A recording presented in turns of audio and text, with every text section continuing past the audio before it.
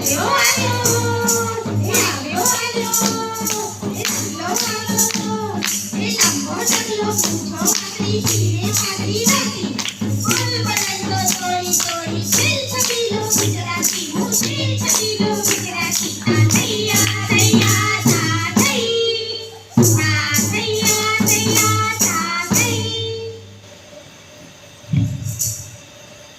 છો ભાઈઓ બહેનો? અરે અરે ભાઈઓ ક્યાં છે? માત્ર મારી બહેનો મજામાં ને? અરે બધા હાજર છે. વરસાદ આવ્યો તો પણ સરસ. લ્યો હવે અમારી રંગલી દેખાતી નથી. ક્યાં ગઈ? અહીંયા જ હોવી જોઈએ. રંગલી, ઓ રંગલી, નક્કી ક્યાં વાતો કરવા બેઠી હશે? એને વાતો કર્યા વગર જરાય ન ચાલે. રંગલી, અરે ઓ રંગલી,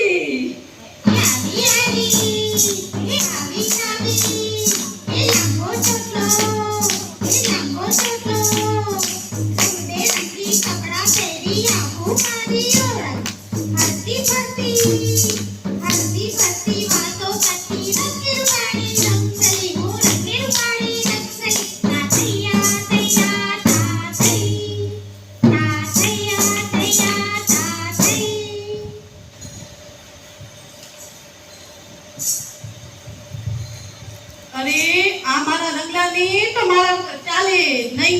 અરે મારી રંગલી, તારા ઉપર તો મને માન છે, પણ તને ક્યાં ભાન છે? અરે તું તો મને કે તું રહી ક્યાં ગઈ હતી? અરે આ ચંપાબેનના ઘરે ગઈ હતી. તે તહેની વાતો કરતા હતા. તહેનું વાતાવરણ તો કેવું ચમક વાળું. ચાલે રંગલા, આપે પણ જઈએ. અરે રંગલી, શહેરમાં તો જઈએ, પણ તને ખબર છે શહેરમાં કેટલી બધી મુશ્કેલીઓ નડે. એક તો ખોખા જેટલા ઘરમાં રહેવાનું અને લોન અને હપ્તા ભરવામાં જ આખી કમાણી જાય. એના કરતા તો ગામડાનું જીવન જીવીએ તો કેટલા ફાયદા થાય. જો વૃક્ષારોપણથી ઘણા બધા ફાયદા થાય, તને ખબર છે? ચાલે રંગલા, વૃક્ષારોપણથી જો વરસાદ આવે, વૃક્ષો વાવીએ તો વરસાદ આવે, અને વરસાદ આવે તો કેવી મજા પડી જાય. હા વરસાદ તો ઠીક, પણ વરસાદ આવે ને મચ્છર આવે ને કાન કરી ગણગણાટ કરે અને મારું માથું તો પાકી જાય. અરે રે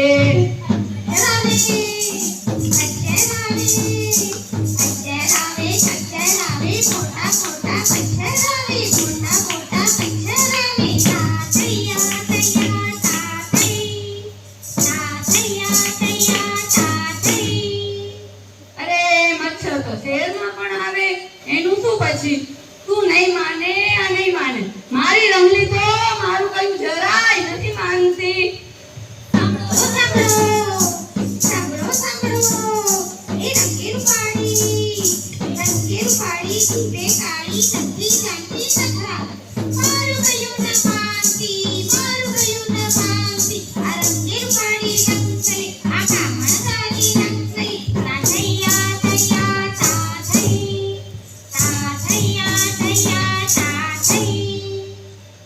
ચાલ આ મારું તો માનવાની જ નથી.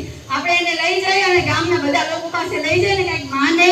કુસુમબેન પાસે જઈ. Bluetooth disconnected. કુસુમબેન, જય શ્રી કૃષ્ણ. હા હો, મજામાં. કેમ છો? બસ અમે મજામાં. આ મારી રંગલીને જરા વૃક્ષારોપણથી શું ફાયદા થાય જરા જણાવો, ખબર પડે. રંગલી, આ છે ને વૃક્ષારોપણ.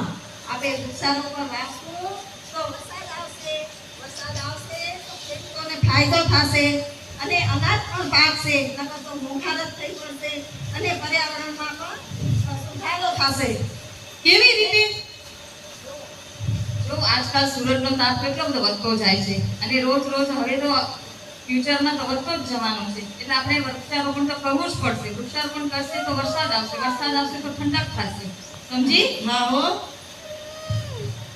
ચાલ રંગલા. અરે પણ ક્યાં? અરે વૃક્ષો વાવા બીજે ક્યાં? હા હો, સાચી વાત. અમે તો વૃક્ષો વાવવા જઈએ છીએ. બહેનો, તમે પણ બધા વૃક્ષો વાવજો અને ખાસ એ વાતનું ધ્યાન રાખજો. વૃક્ષો તો ભલે વાવો, પણ એની માવજત અને એનો ઉછેર થાય અને મોટું વૃક્ષ થાય એ પણ ખાસ ધ્યાન રાખજો. નહીં તો વૃક્ષો તો બધા લાખો આવે છે, પણ એમાંથી કેટલા વૃક્ષો થાય થાય છે એ આપણે જોવાનું રહ્યું. એટલે આપણું વૃક્ષ માવજત થાય અને મોટું થાય, ખાસ ધ્યાન રાખવું.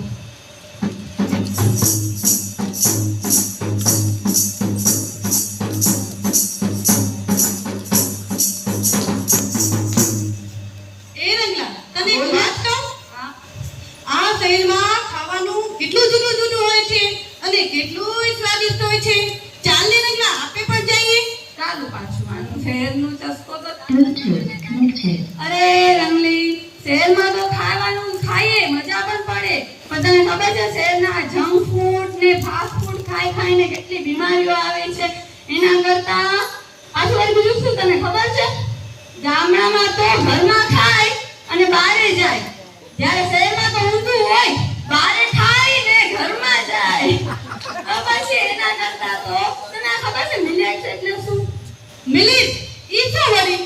અરે મિલેટ્સ એટલે જો બાજરો, રાગી, મકાઈ, જુવાર આ બધા ધાન છે ને એને મિલેટ્સ ધાન કહેવાય. એનાથી બહુ ફાયદા થઈ જાય, વજન એ ન વધે. પણ તું નહીં માન મારું, તને તો ખાવાનો ચસ્કો છે ને શહેરનો. આપણે ધરતીબેન પાસે જઈએ, એ જ તને કંઈક સમજાવશે કે શું હોય મિલેટ્સ ધાન. ચાલ રંગલા. ધરતીબેન, જય શ્રી કૃષ્ણ. જય શ્રી કૃષ્ણ. બોલો, આજે રંગલો ને રંગલી મારા ઘરે? આ તો વળી અમારી રંગલીને સમજાવો ને, તમે શું સાફ કરો છો? અરે આ બાજરો શાક. હા જો બાજરો, હા આ બાજરા વિશે જાણે કંઈક કહો. અરે રંગલા રંગલી, તને બાજરા વિશે ખબર નથી? ના, બાજરો ખાવાથી તો હૃદયમાં કેટલી બધી બીમારી ઓછી થાય અને ડાયાબિટીસ બી કંટ્રોલ રહે. અને તને ખબર છે આજે આપણી સમાજની કેટલી બહેનો બાજરાની નવી નવી વાનગી બનાવીને લઈ આવવાની છે? હે હા, તું જોજે અને ચાખજે, પછી એમાંથી કંઈક શીખજે. મને રંગલી હા.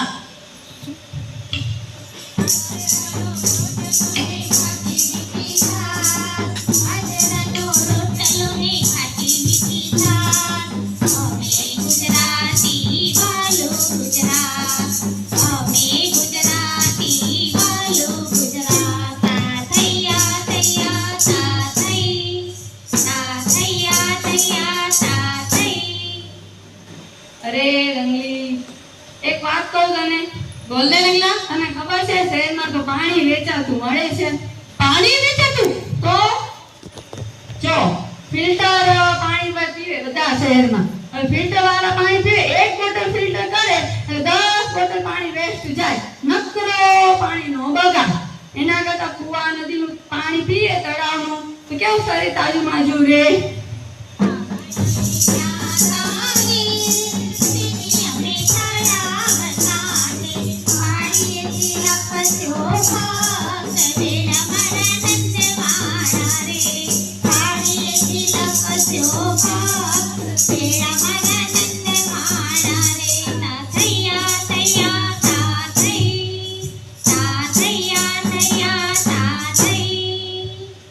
ઓ દીપ્તિબેન, કઈ બાજુ?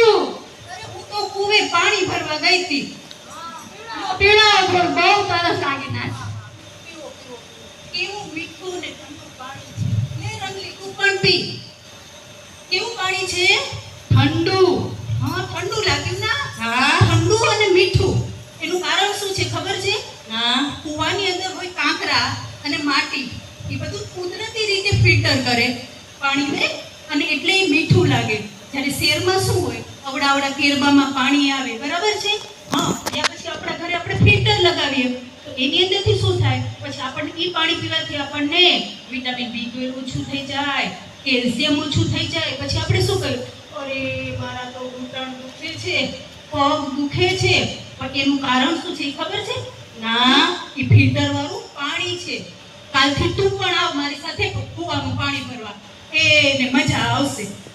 હા હો, હા, વાતો કરતા જાશું, આડોશ પાડોશી બધાની ખબર અંતર પૂછતા જાશું અને એને પાણી ભરવા જાશું.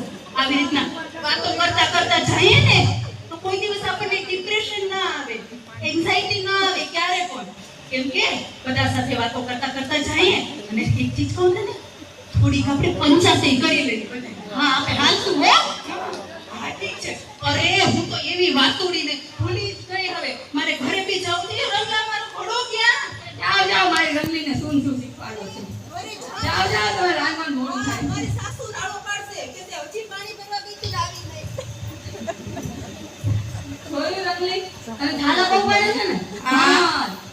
ફિલ્ટર ના પી તો બધી છાલા જ પડે ને.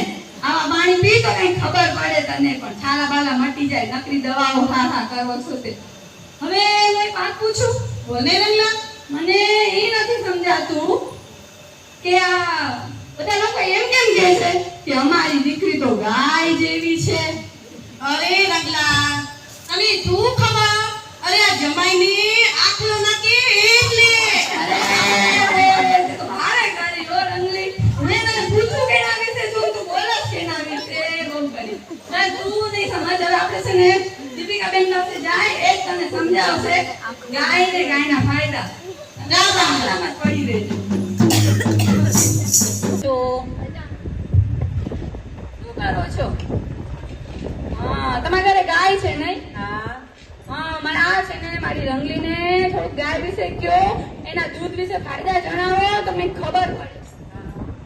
અરે ઓ રંગલી, તને ખબર છે ગાયમાં 33 કરોડ દેવતાનો વાસ હોય છે અને ગાયનું દૂધ કેલ્શિયમ અને પ્રોટીન યુક્ત પણ હોય છે અને ગાયના દૂધમાંથી છાશ, દહીં, માખણ, ઘી અને વિવિધ જાતની મીઠાઈઓ પણ બને છે. અને એમાંથી ગાયનું છાણ અને ગૌમૂત્ર પણ ખૂબ જ ઉપયોગી છે. છાણ ઈ શું વળી? અરે ગાયનું છાણ હવે ચિત્રિતાબેન આને હવે તમે સમજાવો, અમે તો થાક્યા. બોલ, તને છાણ વિશે નથી ખબર? આપણું આ છાણ છે ને ગાયનું બહુ જ ઉપયોગી છે. આપણે ઘરમાં હોમ હવન કરીએ, પૂજા કરીએ, બધેમાં છાણની જરૂર પડે છે. આપણે હવન કરીએ ને તો છાણ તો બહુ જ જરૂરી છે એમાં. અને તને ખબર રંગલી, આપણે ગામડામાં તો એમ ને એમ આપણને ગૌમૂત્ર મળી જાય, પણ શહેરમાં તો બધાને પૈસેથી દુકાનમાંથી ખરીદીને લાવીને બધા ગૌમૂત્ર પીવે, દવા તરીકે યુઝ કરે છે.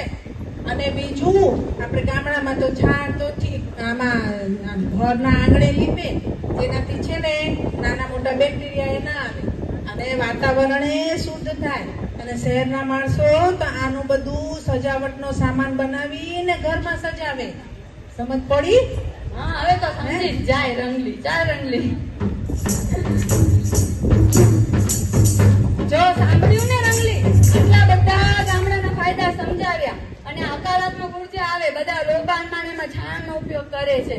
જો હવે આપણે ભલે શહેરમાં રહેતા હોઈએ, શહેરનું જીવન જીવીએ, પણ આપણી સંસ્કૃતિ ને રીત ભાત તો ગામડાની જ રાખવાની. ભલે શહેરમાં રહીએ પણ સમજણ પડી ને? હા.